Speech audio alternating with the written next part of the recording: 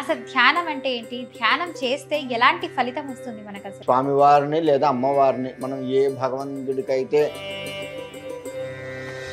అంటే అరగంట కూర్చొని అబ్బా నాకు ధ్యానం చేసేసాను చాలు అని అంటుంటారు. నాకు ఏ దేవుడు కనిపించలేదు అంటుంటారు. ఇప్పుడు మనం ఎవరం మొదలు పెట్టినా ప్రైమరీ స్టేజ్. నిజంగా ధ్యానంలో ఆలోచనలు వస్తుంటాయని కూడా చాలా మంది అంటున్నారు. ఎందుకు అలా వస్తాయి అంటే నిజంగా ధ్యానంలో కాస్మిక్ ఎనర్జీ వస్తుంది అంటారు. నిజమే అంటారు. అనేక రకాల శక్తులు మనలోకి వస్తాయి. కాకపోతే అవి వచ్చేంత వరకు ధ్యానం చేస్తున్నప్పుడు మన ఆత్మ బయటికి వస్తుంది అంటారు. ఇట్లా రావాలి అంటే మనం సో ఇది ఎంతవరకు కరెక్ట్ అంటారు? అదొక అపోహ అంటారా? ఇంకొక జన్మ నాకు లేదు. నమస్తే గురువు గారు. నమస్కారం. గురువు గారు, మన దేవుళ్ళతో చూస్తే లేదంటే చిన్న చిన్న సాధువులు సన్యాసులు చూసుకుంటే ధ్యానం చేస్తూ ఉంటారు. అసలు ధ్యానం అంటే ఏంటి? ధ్యానం చేస్తే ఎలాంటి ఫలితం వస్తుంది మనకు అసలు? ధ్యానము అంటే భగవత్ ఆరాధన మౌనముగా చేయడము. భృగుటి మధ్యలో ధ్యానించడం. ఆ యొక్క మూర్తిని, స్వామివారిని లేదా అమ్మవారిని మనం ఏ భగవంతుడికైతే పరితపిస్తున్నామో, ఏ భగవంతుడి అనుగ్రహం కోసం పరితపిస్తున్నామో ఆ దేవతా మూర్తి, అంటే మనం విగ్రహము అంటాము. అట్లా చెప్తే అర్థం అవుతుంది. మూర్తి అంటే చాలా మందికి అర్థం కాదు. దేవతా విగ్రహాన్ని ఇష్టదైవం లేదా కులదైవం ఏ దేవత అయినా సరే ఆ దేవత యొక్క రూపాన్ని ఇక్కడ ధ్యానించాలి. ఇక్కడ ఇలా కూర్చుంటే ఇక్కడ స్వామి కనపడాలి లేదా అమ్మవారు కనపడాలి. అలా కనపడితే దాన్ని ధ్యానం అంటారు. అది ఒక్కొక్క దగ్గర చేస్తూ ఒక్కొక్క ఫలితం వస్తుంది. ఇంట్లో చేస్తే ఒక రకమైన ఫలితం, దేవాలయాల్లో చేస్తే ఒక రకమైన ఫలితం, క్షేత్రాల్లో చేస్తే ఒక రకమైన ఫలితం వస్తూ ఉంటుంది. ఇలా ఒక్కొక్క చోట ఒక్కొక్క రకమైన ఫలితం వస్తుంది. కానీ దాన్ని మాత్రం ఎప్పుడు ఎక్కడ చేసినా కానీ తెల్లవారుజామున బ్రాహ్మీ ముహూర్తము అంటాము, 4 గంటల సమయం. ఆ సమయం కల్లా కనుక ధ్యానానికి కూర్చొని కనుక చేయగలిగితే అమోఘమైన ఫలితం వస్తూ ఉంటుంది. అయితే ఇంట్లో చేసిన దానికి దేవాలయంలో చేసినప్పుడు ఎక్కువ ఫలితం. దేవాలయాల్లో కంటే క్షేత్రాల్లో చేస్తే, క్షేత్రములు అంటే ఇప్పుడు దేవాలయాలు అంటే మనకు ప్రతి వీధికి ఒక దేవాలయం ఉంది. అవును గురువు గారు. అలా కాకుండా క్షేత్రాలు అంటే భగవంతుడు వెలిసింది తిరుపతి, శ్రీశైలము, కాళహస్తి, మహానంది, ఇట్లా అనేక రకాల చోట్ల భగవంతుడు వెలిసి ఉన్నాడు కదా.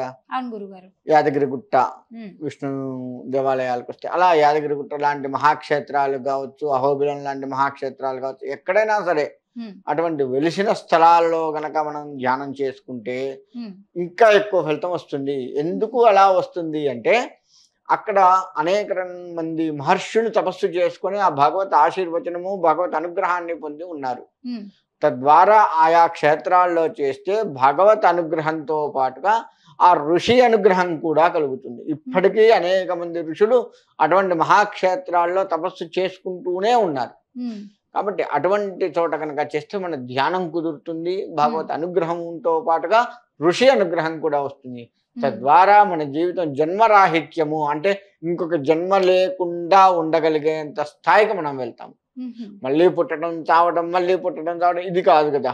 ఇంకా పుట్టుకే లేకుండా ఉండడం జన్మరాహిత్యం అంటే ఇక ఈ జన్మ చివరి, ఇంకొక జన్మ నాకు లేదు అన్న స్థాయికి వెళ్ళగలుగుతాము. అందుకని క్షేత్రాల్లో చేస్తే ఇంకా ఎక్కువ ఫలితం వస్తూ ఉంటుంది.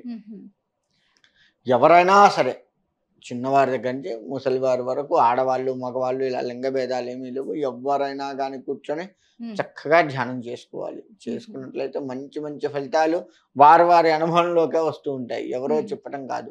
అందుకే చాలా మంది ధ్యానం ఒక రోజంతా కూర్చుంటారు. కొంతమంది అరగంట కూర్చొని అబ్బా నాకు ధ్యానం చేసేసాను చాలు అని అంటుంటారు. నాకు ఏ దేవుడు కనిపించలేదు అంటుంటారు. సో ఇది ఎంతవరకు కరెక్ట్ అంటారు? అదొక అపోహ అంటారా? లేకపోతే కరెక్ట్ గా ధ్యానం అన్నది చేయట్లేదు అంటారా? సరిగ్గా చేయట్లేదు అని చెప్పవచ్చు.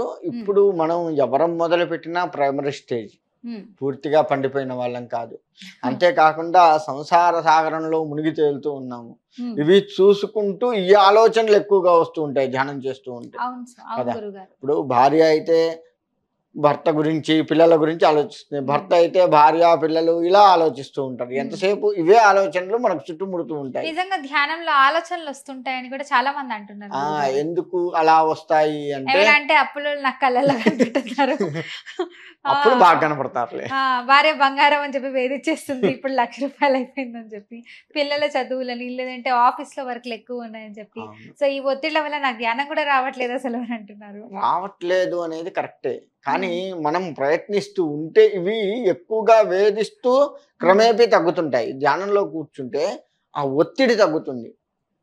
అందుకే శ్వాస మీద ధ్యాస అని చెప్పి ఆ మధ్యకాలంలో బాగా వచ్చింది. ఇప్పుడు మళ్ళీ తగ్గించారు జనాలు, కానీ ఆ విధంగా ధ్యానానికి కూర్చోవడం, పిరమిడ్ కింద కూర్చొని ధ్యానం చేయాలి అని ఇటువంటివన్నీ మనకు బాగా చెప్తూ ఉన్నారు. ఆ మధ్యకాలంలో బాగా చెప్పారు. ఇటువంటివన్నీ ఏంటంటే కూర్చోవాలి, ముందు మనం కూర్చోగలిగితేనే కదా. నిజంగా ధ్యానంలో కాస్మిక్ ఎనర్జీ వస్తుంది అంటారు, నిజమే అంటారు? ఖచ్చితంగా వస్తుంది.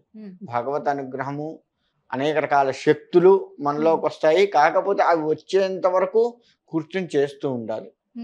ఒక్కసారే రావాలి, ఇప్పుడు కూర్చున్నాను ఇవాళ రావాలి, లేదు నిన్న మొన్న కూర్చున్నాగా ఇవాళ రావాలి. గురుగారు, చాలా మందికి మన ప్రేక్షకులు కూడా ఒక డౌట్ ఉంది, ధ్యానం చేస్తున్నప్పుడు మన ఆత్మ బయటికి వస్తుందంట, నిజమేనా? రాదు. రాదా?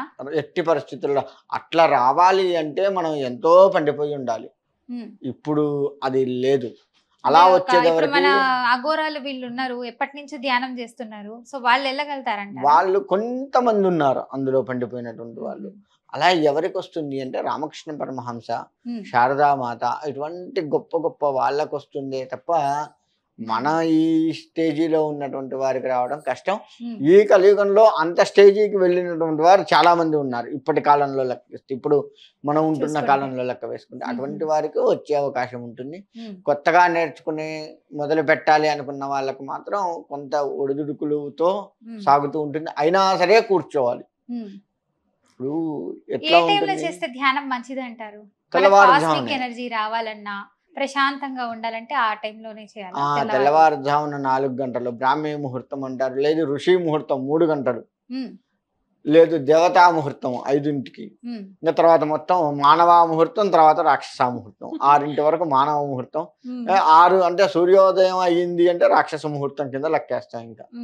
కాబట్టి రాక్షస ముహూర్తం కాదు, సూర్యోదయానికి పూర్వంగా మనం చెయ్యాలి. లేదు సంధ్యా సమయం, సూర్యుడు అస్తమిస్తూ ఉన్నటువంటి సమయం ఉంటుంది కదా, సంధ్యా సమయం అంటారు. నరసింహస్వామి ఉద్భవించిన సమయంగా చెప్తుంటారు. ఆ సమయంలో ఏంటంటే అటు దుష్టశక్తిని పారద్రోలినటువంటి నరసింహస్వామి ఉద్భవించాడు. ఆనంద తాండవంగా శివుడు కూడా తాండవం చేస్తూ ఉంటాడు ఆనందంతో. ఈ రెండు ఆ సమయంలో జరుగుతూ ఉంటాయి. అంటే శివకేశవులు ఇద్దరూ కూడా వారి వారి శక్తిని ప్రకటింపజేసే సమయం సంధ్యా సమయం. కాబట్టి ఆ సమయంలో కూర్చొని ధ్యానం చేసిన అంటే మరి పొద్దున్నుంచి తిన్నా పర్వాలేదు, ఆ సమయం కల్లా తలమించి స్నానం చేసి శుచి బట్టలు కట్టుకొని కూర్చుంటే చాలు భగవంతుడి ముందు. తప్పకుండా భగవత్ అనుగ్రహం కలుగుతూ ఉంటుంది. చాలా చక్కగా చెప్పారు గురుగారు, ధన్యవాదాలు. మంచిదమ్మా.